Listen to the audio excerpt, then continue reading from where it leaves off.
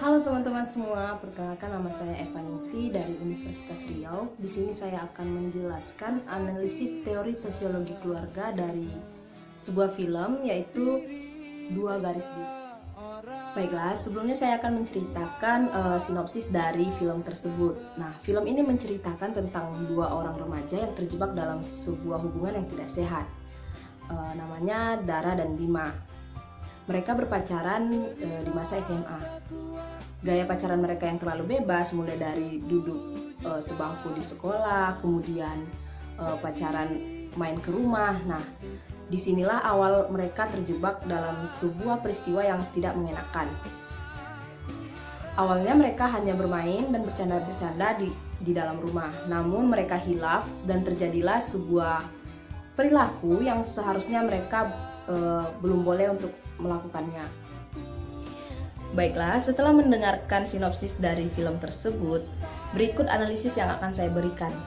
Nah, peristiwa ini bisa terjadi akibat adanya disorganisasi keluarga. Disorganisasi keluarga yang saya maksud adalah adanya keluarga selaput kosong.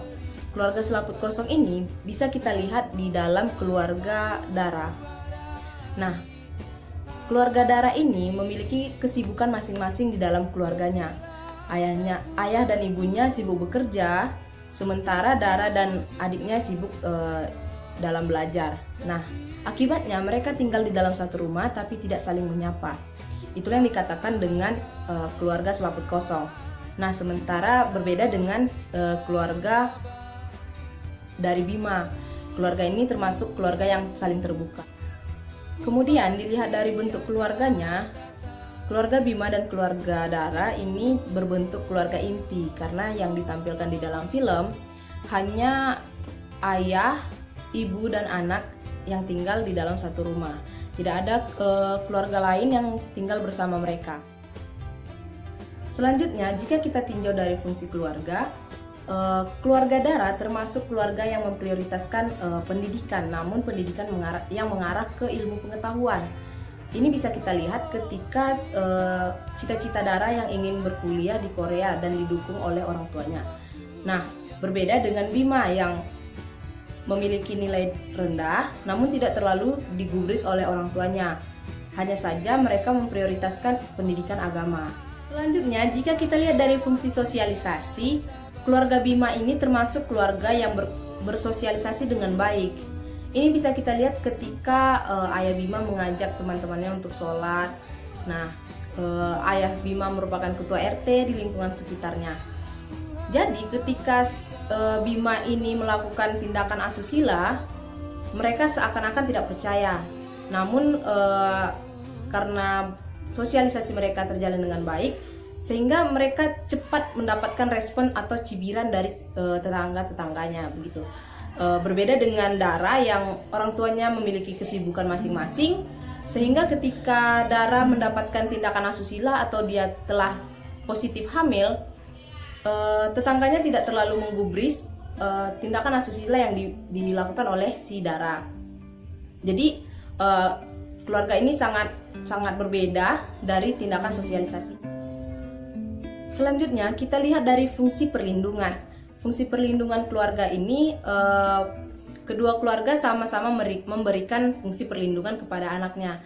Bisa kita lihat di dalam keluarga Bima, ibunya memberikan perlindungan kepada Bima ketika ayah Dara sangat-sangat marah kepada si Bima, namun ibu Bima ini tetap melakukan pembelaan terhadap anaknya meskipun di dalam suasana tersebut semuanya dalam keadaan marah. Fungsi perlindungan juga diberikan oleh keluarga Dara terhadap Dara ketika ia mengandung selama 9 bulan. Ia dirawat baik dengan orang tuanya dan diberikan rasa aman. Selanjutnya bisa kita tinjau dari fungsi perasaan. Nah, kedua keluarga ini memberikan fungsinya dengan baik, yaitu mereka sama-sama memikirkan perasaan kedua anaknya. Nah, ketika Dara hamil, ibunya masih memikirkan perasaan anaknya, bagaimana dengan cita-citanya yang akan terkubur apabila Dara memiliki anak. Kemudian kita bisa lihat di keluarga Bima, kedua orang tuanya memikirkan perasaan anaknya ketika anak Bima akan diserahkan kepada tantenya Dara. Mereka berusaha untuk mengambil hak asuh dari anak mereka untuk kembali ke tangan Bima gitu. Selanjutnya, fungsi agama. Nah, di sini terlihat jelas bahwa dalam keluarga Bima dan keluarga Dara ini sangat-sangat berbeda. Ketika ada masalah, keluarga Dara tidak terlihat memberikan ajaran agama, tetapi keluarga Bima terlihat sangat-sangat memberikan pembelajaran agama kepada anaknya, seperti mereka sholat bareng, kemudian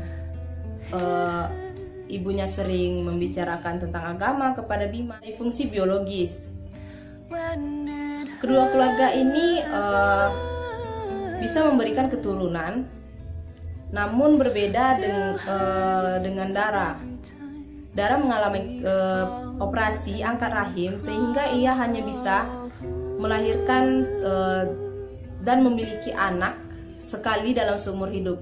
Inilah yang mengakibatkan ibu Dara berubah pikiran agar anak mereka, anak Dara dan Bima ini dibesarkan dan tidak jadi diberikan kepada tantenya Dara.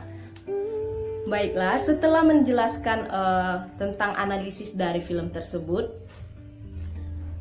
ada beberapa pesan moral yang bisa kita petik dari film ini. Yang pertama, keluarga harus memegang peran penting terhadap perkembangan anaknya, apalagi di usia remaja, karena usia remaja ini termasuk usia-usia yang rentan terhadap kenakalan-kenakalan remaja. Yang kedua, orang tua harus memberikan sex education kepada anak-anaknya agar tidak terjadi suatu tindakan yang tidak diinginkan seperti pergaulan bebas, kehamilan di luar nikah. Jika kita lihat dari fungsi ekonomi, keluarga Bima dan keluarga Dara sama-sama memenuhi kebutuhan keluarga masing-masing. Nah, bisa kita lihat dari pekerjaan ayah dan ibunya. Ayah Bima bekerja sebagai pensiunan, sementara ibunya bekerja sebagai penjual pecel. Nah, berbeda dengan keluarga Dara. Ayahnya bekerja sebagai pebisnis dan ibunya bekerja sebagai wanita karir. Terima kasih kepada teman-teman yang telah menonton. Semoga video ini bermanfaat.